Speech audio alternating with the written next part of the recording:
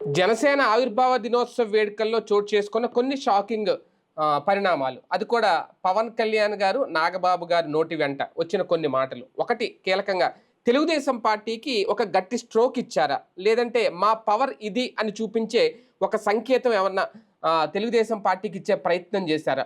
వర్మ ప్రస్తావన ఎక్కడా రాలేదు.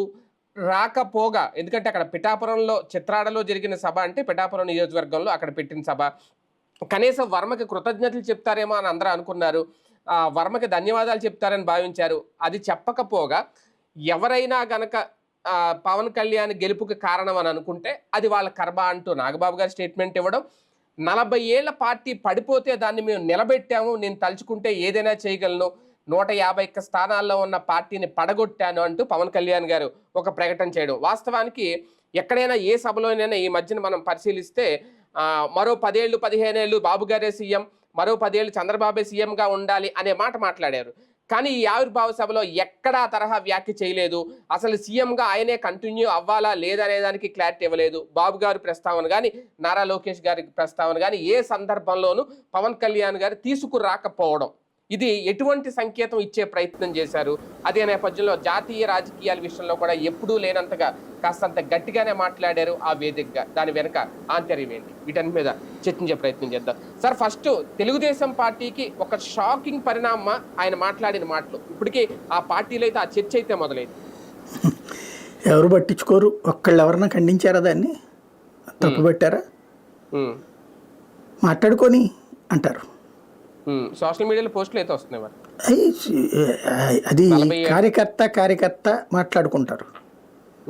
ఇవన్నీ లైట్ అనుకుంటారు వాళ్ళు. కానీ ఇది రాజకీయం అనేటటువంటిది ఒక సన్నటి నిప్పు లాంటిది. ఒక చోట ప్రారంభమయ్యాక అది అంటుకుంటుంది. దాన్ని విసిరితే, అంటే గాలి వచ్చినప్పుడు అది పెరిగిపోతుంది. వర్షం పడిందంటే చల్లారిపోతుంది. ఇప్పుడు ఇక్కడ ఈయన రాజేశారు. ప్రస్తుతం తెలుగుదేశం దాన్ని ఏమీ చల్లార్చట్లేదు, అట్లని రేకెత్తించట్లేదు, రాజేయట్లేదు. కొంతమంది కార్యకర్తల వరకు మాత్రం ఆగ్రహం తట్టుకోలేక, ఆవేశం తట్టుకోలేక ఉంటారు. కానీ అన్నిటికన్నా అలా సైలెంట్ గా ఉండడం కూడా చాలా ప్రమాదం సార్. ఏదో లేదు, ఏం చేస్తారు? ఏం చేయడానికి ఏం లేదు అందులో. దానికి చేస్తే అప్పుడు ఇంకేముంది, ప్రభుత్వం కొలాప్స్ అయిపోదా? దాంట్లో అట్లా ఎందుకు నాశనం చేసుకుంటాడు ఎవడన్నా బుద్ధున్నాడు? సుదీర్ఘ అనుభవం ఏమన్నా అందులో భూతేం లేదు కదా. ఆయన అన్న దాంట్లో భూతేం లేదు కదా. ఇప్పుడు జగన్ ప్రభుత్వంతో భయపడి బయటికి రావడానికి వెనకాడుతున్న రోజుల్లో పవన్ కళ్యాణ్ ఒక అటాకింగ్ మోడ్లోకి వెళ్ళాడు. దాని కారణంగా తెలుగుదేశం శ్రేణులు బయటకు వచ్చినాయి భారీ ఎత్తున.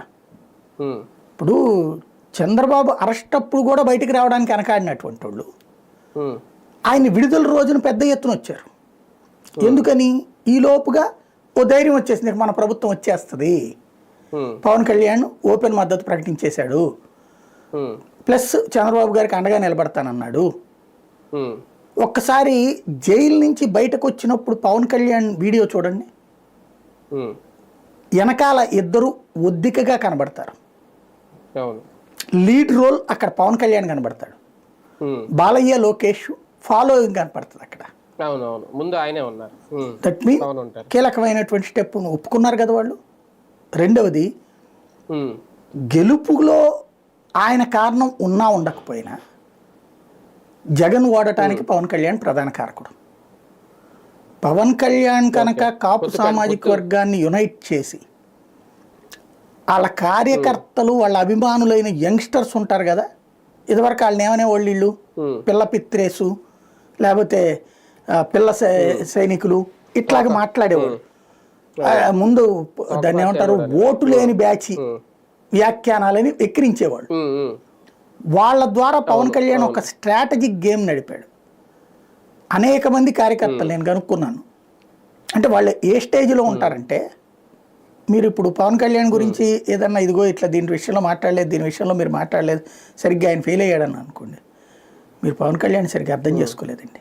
ఆయన దేవుడు అంతేనండి, ఆయన దేవుడు అంతే, ఆయన దేవుడు అంతే, ఆయన మీరు అర్థం చేసుకోవడం మీ పొరపాటు అంతే అని ఫీల్ అవుతారు. ఇట్లాంటి ఒక దళాన్ని తయారు చేసుకున్నాడు ఆయన. వాళ్ళకి ఆయన దేవుడు అంతే. ఆయన ఈడు మంచోడు అంటే మంచోడు, రాముడు అంటే రాముడు, రాక్షసుడు అంటే రాక్షసుడు అంతే.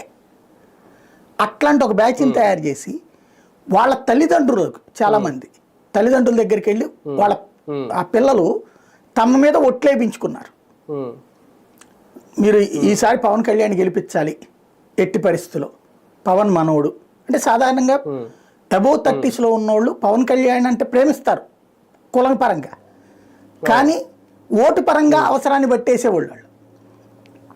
ఆ తల్లిదండ్రుల్ని ఆ బంధువుల్ని కన్విన్స్ చేసే బాధ్యత కుర్రాళ్ళ మీద పెట్టారు. ఈ కుర్రోళ్ళు నానా కష్టాలు పడి వాళ్ళ చేత బలవంతంగా ఓట్లు వేయించగలిగారు. ఈ ఒక్కసారికి నా మీద ఒట్టే అని చెప్పారు వీళ్ళంతా. నెక్స్ట్ పరిపాలన బాగోపోతే అప్పుడు చేదురు కానీ అన్నటువంటిది. కాబట్టి ఆ ఓట్లు ఒక పోలరైజ్ అవ్వడం వల్ల తెలుగుదేశానికి బెనిఫిట్ అయింది కదా. కాబట్టి ఆ మాట అంటంలో తప్పే ఉంది పవన్ కళ్యాణ్. కానీ ఒకటి అంటే ఒక ఇది అజ్ఞానంతో కూడిన డౌట్ అని అనుకోవచ్చు. ఒక 85 88 దగ్గర వచ్చి 87 స్థానాలు వచ్చి జనసేనకు అప్పుడు ఒక 28 వచ్చి ఆ ఓటు బ్యాంక్తో ఆ సీట్లతో అధికారంలో తీసుకొస్తే మేమే నిలబెట్టాం పార్టీని అని అనడం కరెక్టా? 134 స్థానాలు తెచ్చుకున్న పార్టీని కూడా, ఇండివిజువల్గా తెచ్చుకున్న పార్టీని కూడా మా వల్లే నిలబడింది అనడం, తెలంగాణలో ఒక నియంత పార్టీని మేము పడగొట్టామని షర్మిల గారు ఎలా చెప్పారు ఆ తరహా ప్రకటనలా లేదా అనేది దీన్ని కంపేర్ చేయలేదు. ఇప్పుడు ఆ లెక్కనైతే చంద్రబాబు గారు కూడా సంయమనంగా లేరండి. ఇప్పుడు కేంద్రాన్ని నేనే నిలబెట్టానని ఏమన్నా చెప్తున్నాడు ఆయన. అక్కడ వాళ్ళకైతే 240 వచ్చింది, కానీ ఆయన ఎక్కడ అహంకారం ప్రదర్శించట్లేదు కదా, బాధ్యతగానే ఉన్నాడు. అలాంటి బాధ్యతగా ఈయన ఉండాలి అంటే ఈయన ఇంకా తన కార్యకర్తలను ఎట్లా మోటివేట్ చేయగలడు? ముందు తన కార్యకర్త మనది ఏందన్నా, ఇప్పుడు అందరూ ఎక్కిరించేది ఏంది, మీవాడు ఎప్పుడు బానిసరా, మీరంతా బానిస సైనికులు రా అంటుంటారు. అప్పట్లో కమ్యూనిస్ట్ జెండా ఎత్తే పట్టుకు తిరిగారు, బీఎస్పీ జెండా ఎత్తే పట్టుకు తిరిగారు, తెలుగుదేశం జెండా ఎత్తే అది పట్టుకు తిరుగుతున్నారు, బీజేపీ జెండా ఎత్తే పట్టుకు తిరుగుతున్నారు, మీరందరూ జెండా కూలీలని వాళ్ళు విమర్శిస్తుంటారు.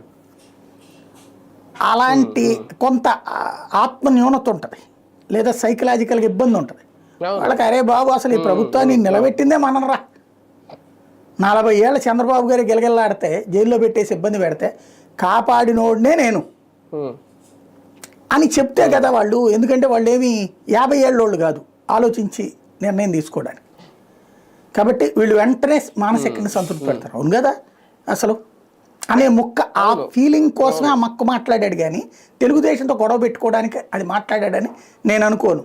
అంటే ఒకటి సార్, ఓకే ఆ ఫీలింగ్ కోసం మాట్లాడితే ఓకే, కానీ పవన్ కళ్యాణ్ గారు ఏమన్నా ఒక రాంగ్ క్యాలిక్యులేషన్లో ఉన్నారా అనేది ఒక డౌట్. ఎందుకంటే తెలుగుదేశం పార్టీ అధికారంలోకి రావడానికి చాలా కారణాలు ఉన్నాయి. ఒక పక్క అమరావతి రాజధాని, లేదంటే వైఎస్ఆర్సీపీ తీసుకున్న 3 రాజధానులు స్టాండ్ వికటించింది, ఆ ప్రభుత్వం మీద వ్యతిరేకత ఉంది, నవరత్నాలను యాక్సెప్ట్ చేయలేదు, సోమరిపోతులు అయిపోతారు, ఇన్ని కారణాలు ఉన్న వల్ల మేము గెలిచామని టీడీపీ అనుకుంటుంటే అవేమీ కాదు, ఓన్లీ జనసేన బలంతో జనసేన వల్లే గెలిచారు అని చెప్పడం వాళ్ళది wrong calculation, TDP wrong calculation. Analyse చేస్తున్నోళ్ళు, తప్పుడు ప్రచారం చేస్తున్నోళ్ళ తప్పు. ఆయన ఏమి నా వల్ల మాత్రమే గెలిచింది తెలుగుదేశం వల్ల పవన్ కళ్యాణ్ నిలబెట్టామన్నాడు అంటే తోడు నిలబడ్డట్టేనే కదా, పార్టీని నిలబెట్టాం. అంతేగాని ఆ పార్టీని బతికించామల్లా, బతికించామంటే తప్పు, నిలబెట్టామంటే కష్టంలో ఉన్నప్పుడు తోడు నిలబడటం. కాబట్టి ఆ ముక్కలో ఏం తప్పు లేదు ఆయన మాట్లాడిన దాంట్లో. అంటే ఒకవేళ జనసేన కలవకపోతే నిలబెట్టాం. ఇప్పుడు ఆ లెక్కనైతే కనుక తెలుగుదేశం లేకపోతే జనసేనకి ఏముండేది? అంతకుముందు ఒక సీటే కదా, అది విడదీసి చూస్తే అంతే. ఇక్కడ సంఘటితంగా కలిసి పని చేశారు, అవసరమైంది. తెలుగుదేశం చాలా త్యాగాలు చేసింది వీళ్ళ కోసం. ఇప్పుడు వీళ్ళకు ఒక 21, వాళ్ళకు 10, 31 సీట్లు తగ్గించుకోవడం ఎప్పుడైనా జరిగిందా తెలుగుదేశం చరిత్రలో? ఇంత భారీ ఎత్తున పార్లమెంట్ సీట్లు 8 సీట్లు, 25లో 8, దాదాపుగా 25% కదా ఇచ్చేసింది. అది అసలు తెలుగుదేశం చరిత్రలో ఎప్పుడన్నా ఉందా? మరి అంతగా త్యాగాలు తెలుగుదేశం కూడా ఎందుకు చేయాల్సి వచ్చింది? తను గనక నో ప్రాబ్లం అనుకుంటే. కాబట్టి చంద్రబాబుకి తెలుసు, పవన్ కళ్యాణ్కి తెలుసు. కానీ చంద్రబాబు గారు చేస్తారు సార్ దీన్ని. టీడీపీ యాక్సెప్ట్ చేస్తుందా, మేము టీడీపీ లేకపోతే ఈ పార్టీకి జనసేన అసలు వల్ల ఉండేదా? నిలబడతాం అని చెప్పి నింగి నేల ఏకం చేసి వదిలిపెట్టేవాళ్ళు అంతే కదా. అంగీకరించినట్టే. ఎందుకు బహిరంగంగా చెప్పలేదేంటి? పవన్ కళ్యాణ్ గారు మనకి పూర్తిగా మనం అధికారంలో రావడానికి కీలక పాత్ర పోషించారని చెప్పి, కూటమి ప్రభుత్వం అధికారంలోకి రావడానికి కీలక పనిచేసింది అని చెప్పి చంద్రబాబు గారే చెప్పారు కదా ప్రమాణ స్వీకారం దగ్గర నుంచి అసెంబ్లీలో కూడా అనేక సార్లు. సరే ఇప్పుడు ఏదో ఏడాది అయిపోతుంది కాబట్టి మా వలన పవన్ కళ్యాణ్ బతుకుతున్నాడని వీళ్ళు అనుకోవడం తప్పే. అదే సందర్భంలో తెలుగుదేశం పార్టీని అవమానించాల్సిన పని పవన్ కళ్యాణ్కి లేదు.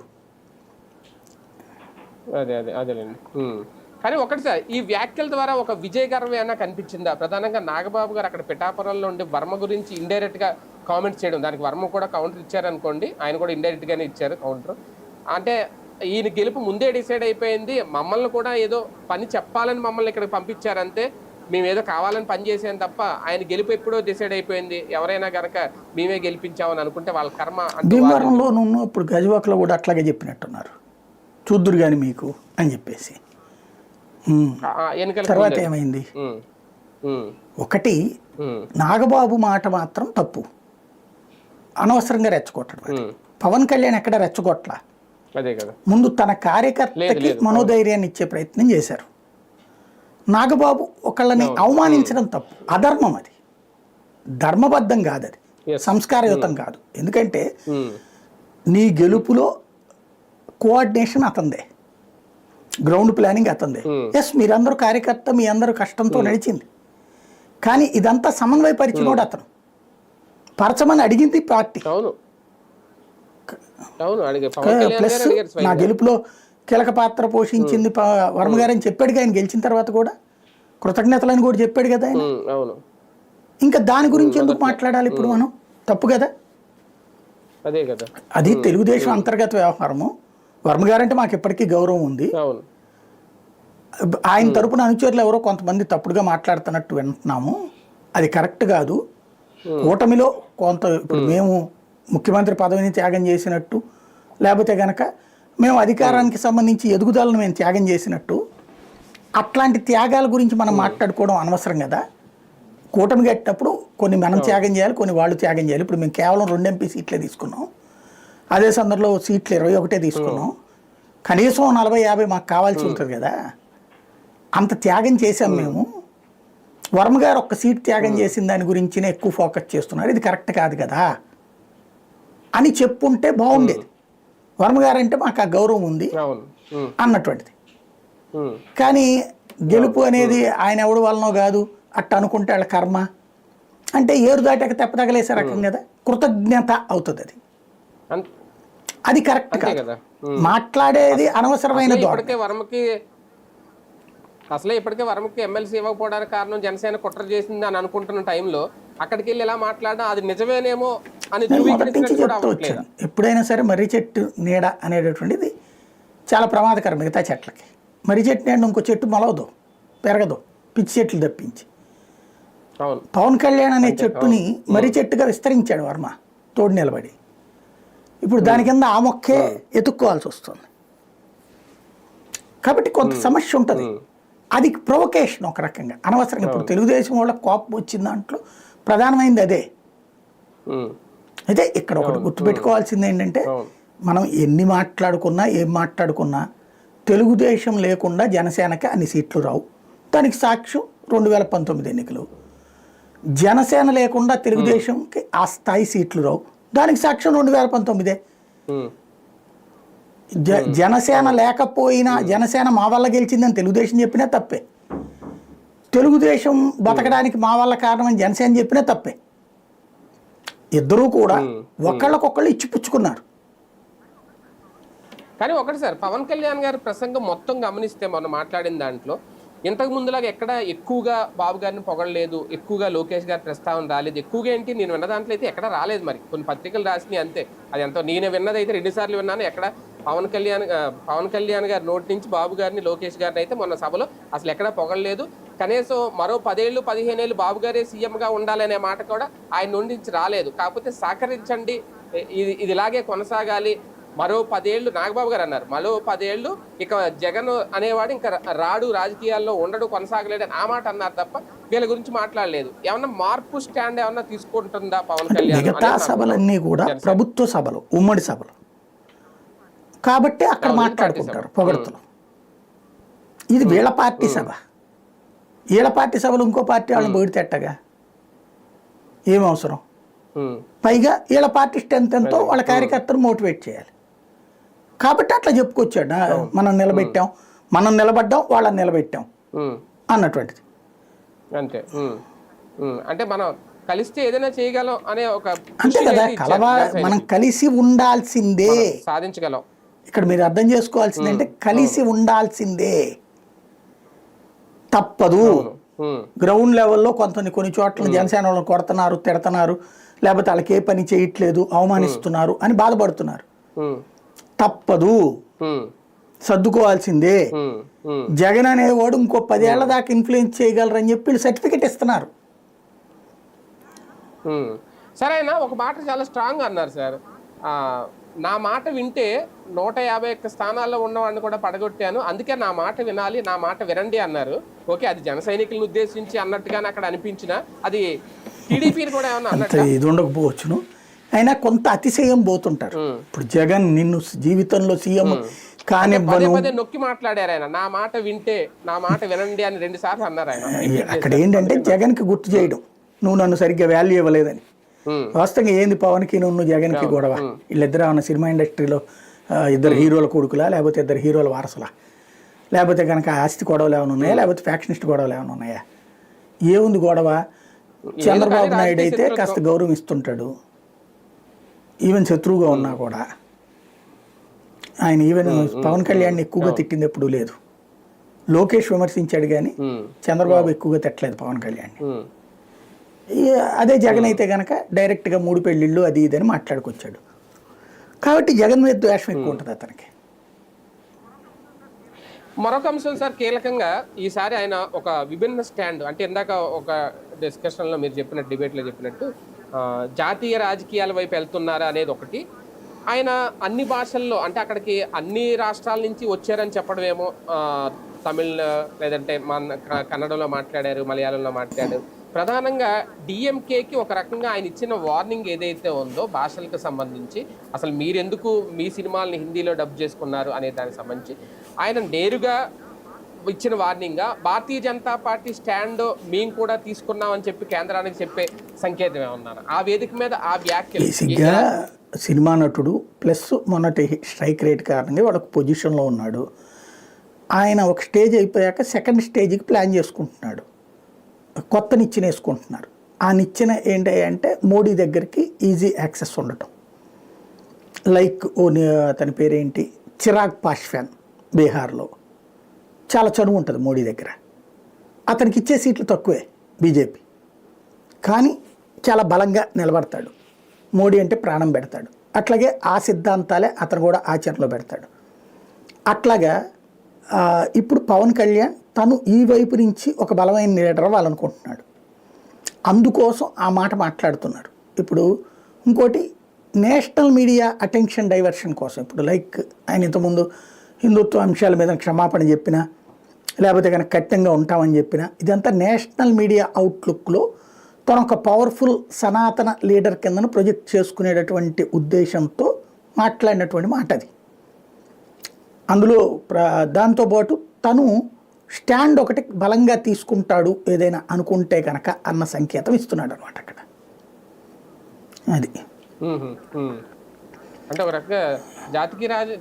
నాకు అనిపిస్తున్నది. అయితే మేబీ ఇప్పుడు తెలుగుదేశం పార్టీ అయితే నాకున్న అవగాహన మేరకు అయితే ఈ 5 ఏళ్లలోనే లొకేషన్ సీఎం చేయాలి. ఈ 5 ఏళ్లలోపే, ఈ టర్మ్లోనే చెయ్యాలి. అంటే పవన్ కళ్యాణ్ డిప్యూటీ సీఎంగా ఉండటం తమ కార్యకర్తలకు కూడా నచ్చదు. మొన్న చూశారు కదా, డిప్యూటీ సీఎం అని లోకేష్ అనగానే మా వాడిని సీఎం చేయాలనేటటువంటిది. ఇది కంట్రోల్ పెట్టుకోలేరు. రేపొద్దున లోకేష్ ముఖ్యమంత్రిగా, పవన్ కళ్యాణ్ డిప్యూటీ సీఎంగా అంగీకరించలేదు కేడర్.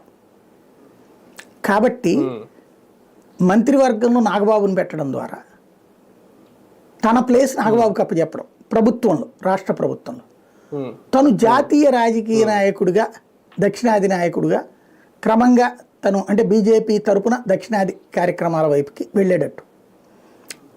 ఇందులో పార్టీని విలీనం చేస్తారా, లేదంటే పార్టీ ఎట్లాగే ఉంచుతా చేస్తారా, ఇది పక్కన పెట్టి తను జాతీయ రాజకీయాల వైపుకి వెళ్తే ఉమ్, క్యాబినెట్ ర్యాంక్ అంటే కనుక ఇక్కడ సీఎంతో సమానం కదా. అక్కడ ఆ రూట్లోకి ఇప్పుడు రాజ్యసభ సీట్ ఏదైనా తీసుకుని అటు చేస్తారా, లేదు ఉమ్, ఉమ్, అంటే అది ఒక కోణం నాకు అనిపించిన ఫీలింగ్. ఉమ్, లేదు అంటే గనక జాతీయ స్థాయిలో మోడీ నోటీసులో పడతా ఉంటే ఆ బలం అట్లా కంటిన్యూ అవుతూ ఉంటే ఇక్కడ తన రాజకీయ వ్యూహాలు రచించడం అంటే జగన్ని దగ్గరికి రానియకుండా చేయాలంటే మనకి పవన్ కళ్యాణ్ అయితే కరెక్ట్ ఆ రాష్ట్రంలో. ఎందుకంటే ఇప్పటికి కూడా వాళ్ళేమీ జగన్ నేను తొక్కట్లేదు. ఇప్పుడు వీళ్ళు కోరుకుంటోంది ఏంటి, జగన్ ఏదో కేసులో పడేసి జైల్లో పడేసేసి అతన్ని రాజకీయాలకి అనర్హుణ్ణి చెయ్యాలి అన్నది వీళ్ళ కోరిక. అంటే తాము చేయలేరు వీళ్ళు, తొక్కడం కేంద్రం చేత తొక్కించాలన్నది వాళ్ళ ఉద్దేశం. అప్పుడు కేంద్రం ఇక్కడ ఒక ఆల్టర్నేటివ్గా వాళ్ళకు ఒక బలమైన ఓట్ బ్యాంక్ ఉందంటే అట్లా చేస్తుంది, ఆ పనేదో మనం చేసి పెడితే పోతుంది కదా అన్నటువంటి ఆలోచన కూడా అయి ఉండొచ్చు. చూడాలి. అదే అయి ఉండొచ్చు. రైట్ రైట్ చూద్దాం. మొత్తానికి పవన్ కళ్యాణ్ గారి వ్యూహం అనేది ఏంటి అనేది ఇంకా ఎవరికి అంతు చిక్కట్లేదా. ఆయన ఆలోచనలు, ఆయన మాటలు, ఆయన నడవడిక చూస్తూ ఉంటే భవిష్యత్తులో ఏదో ఒక కీలక నిర్ణయం తీసుకోబోతున్నారు అనే సంకేతం. అది ఎలా ఉంటుంది ఏంటి అనేది వేచి చూడాల్సి